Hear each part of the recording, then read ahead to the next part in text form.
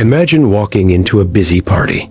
Everyone is chatting and laughing. People are connecting and strengthening their social bonds, enjoying what they see as meaningful conversations and relationships. Now, look at a single person standing on the edge of the crowd. This person does not look nervous or lonely. They simply seem completely uninterested in the social scene. This person is lost in their own thoughts. Their mind is busy with things that are far more interesting to them than the small talk happening all around them. While everyone else is enjoying light-hearted chats, this person remains apart. They are not interested in the conversations or the energy that everyone else seems to enjoy. This raises a question. Why do very smart people often seem to stay away from social life? Is it because they are arrogant, shy, or something else entirely? Could it be that being very intelligent naturally makes a person prefer to be alone? If that is the case, we need to understand the reasons for this preference. Today, we will look at the ideas of Arthur Schopenhauer. He was a brilliant and unusual philosopher from the 19th century who thought a lot about this. His views on intelligence and social life go against what many of us are taught to believe. His ideas may change how you view relationships and social interactions. Schopenhauer believed that intelligence and being alone are closely connected. He said the smarter you are, the less you need other people to feel stimulated or good about yourself. This is because intelligent people have rich inner worlds. Their minds are full of thoughts and ideas, so they don't need constant distractions from the outside world. In his famous book, he explained that average people look for company because their minds feel empty when they are alone. They need others to fill that void. In contrast, highly intelligent people have an internal world that is so large and interesting. For them, being alone is a source of great pleasure, not sadness. This makes us wonder if social interaction is really needed for happiness. Or is it just something we have been trained to believe is necessary for a good life? Since we were children, we have been told that making friends and being social are very important for our well-being. This is a common belief in our society. We are often led to think that people who like being alone are missing out on something important in life. But history shows us a different perspective. Some of the most brilliant people in history, like Isaac Newton and Nikola Tesla, chose to keep their distance from society. They preferred spending their time in solitude. Other examples include the poet Emily Dickinson and the writer Franz Kafka. They also chose to live quiet lives, away from the constant noise and chatter of society. Were these brilliant people unhappy? Or did they understand something that most other people simply do not grasp about life and the nature of happiness and fulfillment? Schopenhauer did not see socializing as a basic human need. Instead, he saw it as a way for people who lacked deep thoughts to escape from their own minds. He felt that people who always want to be around others do so because they cannot stand the silence of their own minds. It makes them feel uncomfortable. To him, most conversations are filled with unimportant topics, gossip, and meaningless chatter. He believed these chats serve no real intellectual or personal purpose for an individual. A smart person, on the other hand, is self-sufficient. They do not need to be around others out of necessity, but they may choose to socialize selectively. Think about your own life for a moment. Do you ever feel very tired after being in a social situation? Does it feel like your energy is being drained? If you have felt this way, you are not the only one. Many highly intelligent people report feeling separate from the usual social events and traditional structures. This isn't because they do not like other people. It is because they can see that being social is not as necessary as everyone seems to believe it is. Some people might argue that humans are naturally social animals. They would say we evolved to rely on groups for our survival and our emotional health. Schopenhauer agreed with this to some extent. He understood that social groups are useful for practical things like trade, working together, and staying safe from harm. However, he argued that being social does not automatically lead to inner happiness or fulfillment. In fact, he thought it could often get in the way of it. He believed that too much socializing is often a distraction. It prevents people from doing the important work of true personal and intellectual growth that requires focus. He compared people to empty jars. Those with little inside of them need things from the outside to feel full, like conversations, entertainment, and approval from others. But people with rich inner worlds do not need these distractions. Their own thoughts, ideas, and creativity give them an endless source of interesting things to think about. This makes being alone not just something they like, but something that is essential for their mind and their emotional well-being. It is a necessary condition for them. This idea challenges one of the deepest beliefs in our society, that being social is always a good thing. But is it really a virtue for everyone? Or is being social just a way to avoid the discomfort of being alone with your own thoughts and feelings? Schopenhauer would argue it is often the latter. Schopenhauer also saw another issue with social life that smart people notice quickly. In social situations, people often have to conform and act in a certain way. People have predictable talks and follow social rules. They often hide their true selves just so they can fit in with the group and be accepted by others. Highly intelligent people, however, are often not willing to do this. They value being real and authentic more than they value being accepted by the group. They prefer deep and meaningful conversations over shallow ones. They also prefer honesty and truth, even if it makes things a little less polite or comfortable. This refusal to just go along with social norms makes them stand out. They are seen as outsiders who don't fit into the normal social expectations. This explains why many great thinkers have been misunderstood by others. They were sometimes seen as difficult, isolated, or even antisocial because they were just different. It is not that these thinkers hated society. It is more that they could see through its illusions and false pretenses. They saw the superficiality that others missed.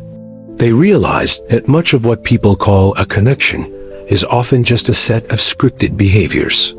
These interactions are driven more by habit than true meaning. If intelligent people naturally prefer to be alone, does this mean that social life has no value for them at all? Or can they find a meaningful way to engage? Schopenhauer's philosophy offers a powerful insight into how they can do this. The key is not to reject society, but to engage with it on their own terms. His ideas help us understand why social interactions can feel so tiring to smart people. It is not just a simple preference. There is a deeper reason. To understand this, we need to look at another key idea from Schopenhauer. He made a clear distinction between the feeling of loneliness and the state of solitude. In his view, loneliness is a negative feeling. It comes from a lack of inner fulfillment. It is the pain of feeling empty and wanting something from outside. Solitude, however, is a positive state of being self-sufficient. An intelligent mind does not feel lonely when alone because it has its own richness to draw upon. In fact, Schopenhauer thought that being alone is not just good, but essential. It is necessary for people who want to find wisdom and grow as a person. Have you ever been in a crowded room but felt completely alone or disconnected? This is a common feeling that highlights the difference between company and connection. Or have you ever been in a conversation and realized it has no real meaning? This is the exact feeling that Schopenhauer wrote about so many years ago.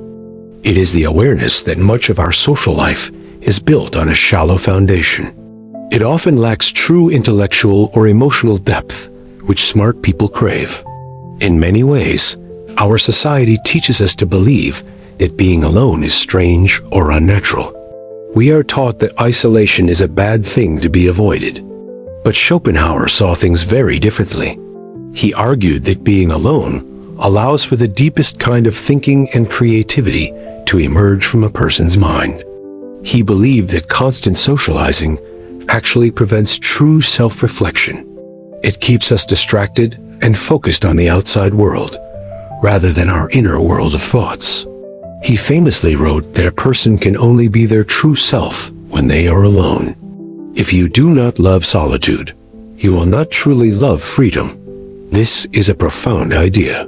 It suggests that the need for constant social interaction might be a form of dependency on others, an inability to be with oneself. The intelligent person, however, does not fear being alone. They welcome it because it gives them the freedom to think, to create, and to understand themselves better. Think about some of the greatest minds from history. Many of them chose to live in isolation, not because they couldn't socialize, but because they found more value elsewhere. Isaac Newton, for example, spent many years working alone. This solitude was necessary for him to develop his groundbreaking theories of motion and universal gravitation. Nikola Tesla was another great example. He chose to never marry and dedicated his entire life to his scientific work, often preferring the company of his own thoughts. These individuals were not lonely in the traditional sense. They were deeply absorbed in the richness of their own minds and the important work they were doing. There is also another reason why smart people often keep their distance from social life. It goes beyond just a simple preference for being alone and quiet. Schopenhauer noticed that most human interactions are not driven by a real exchange of ideas. Instead, they are driven by social rules, ego, and even hidden competition. He believed that in social settings, people are often looking for validation. They want to be approved of, rather than seeking the truth or a genuine connection. Think about the conversations in your own life. How many of them feel truly meaningful? How often do you meet people who are more interested in listening? For highly intelligent people, these shallow interactions can feel like a complete waste of their valuable time and mental energy. They seek something more substantial. They see through the masks that people often wear in social situations. They notice how people change their personalities to fit in with the expectations of the group. They also notice how people avoid deep or difficult topics. Instead, they stick to safe and predictable small talk, which a smart person finds incredibly boring. Schopenhauer believed that intelligence leads to a greater awareness of these social games. The more you see them, the less you want to be a part of them. This is not because they are arrogant. It is simply because their way of thinking is different. They see the world with a clarity that most people lack. But if social life is often so shallow, should intelligent people just isolate themselves completely? Is there any value at all in forming human relationships? Schopenhauer had a balanced answer to this question. He did not think that all social interactions were meaningless, but he did believe that most of them are. He suggested that the key is to be very selective. Smart people should not avoid social life entirely, but they should choose their company very carefully. He advised people to look for relationships that are based on a true intellectual and emotional connection, rather than just social habit or convenience. Schopenhauer's philosophy leads us to a powerful realization. It is not that intelligent people reject society. Rather, they see that most interactions are not based on substance. If most people are social because they are afraid of being alone, what does that say about human relationships?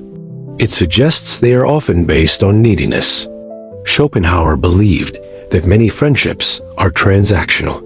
People become friends because of shared situations, like work or school, not because of a deep connection between them. When these situations change, the friendship often fades away. This is because the bond was never really about a mutual understanding between the two people involved. Intelligent individuals see this pattern clearly. As a result, they do not waste their time or energy on connections that they know lack real depth or authenticity. This viewpoint is not negative. It is actually freeing. When you stop looking for approval from your social life, you are free to build truly genuine relationships. Schopenhauer himself did not think that being well-liked was a sign of intelligence. In fact, he noted that the greatest thinkers were often isolated from society. For example, Leonardo da Vinci was known to be very introspective. He preferred the quiet of his studies over the distractions of social events and gatherings. His mind was always busy with ideas, inventions, and a never-ending search for knowledge. He saw social life as something that could pull him away from his purpose. But what is it that intelligent people are looking for, if it is not social approval? The answer is something that Schopenhauer valued above all other things: wisdom. He believed that the best way to live was to dedicate one's life to the pursuit of knowledge and self-understanding. This was the highest calling for a person.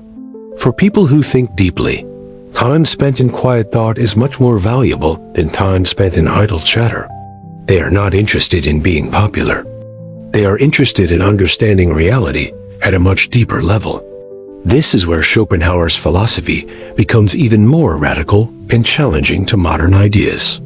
He suggested that real wisdom requires a person to be detached, not just from social life, but from all the illusions that most people live by every day. The final and ultimate insight from Schopenhauer is both deep and a bit unsettling. He said the highest form of fulfillment comes not from outside, but from within. He argued that people who look for happiness in social life are chasing something that will not last. True contentment is found in cultivating your own inner depth. At the center of his philosophy is the idea that our suffering comes from our desires. We are always craving recognition, pleasure, status, and other external things. This realization is life-changing. It forces us to ask a difficult question. What if everything we have been taught about happiness and fulfillment is actually wrong? What if true happiness doesn't come from being surrounded by other people? What if it comes from developing our own minds and strengthening our own inner character? Schopenhauer believed that the most intelligent people do not fear being alone. This is because they have learned to be at peace and content with themselves. Instead of looking for stimulation from the outside world, they grow their inner richness. They read, they think, they create, and they pursue knowledge for its own sake. Solitude is not just a preference for them. It is a requirement. He warned that the noise of society can stop a person from developing independent and original thought. So, this does not mean we should all abandon social life. But Schopenhauer's ideas give us a new way to think about our lives and our priorities. Instead of looking for fulfillment from others, we should first find it within ourselves. Instead of fearing solitude, we should use it as a tool for our growth. This is the final lesson. Smart people don't care about social life because they have found something better: the ability to think freely and find fulfillment within.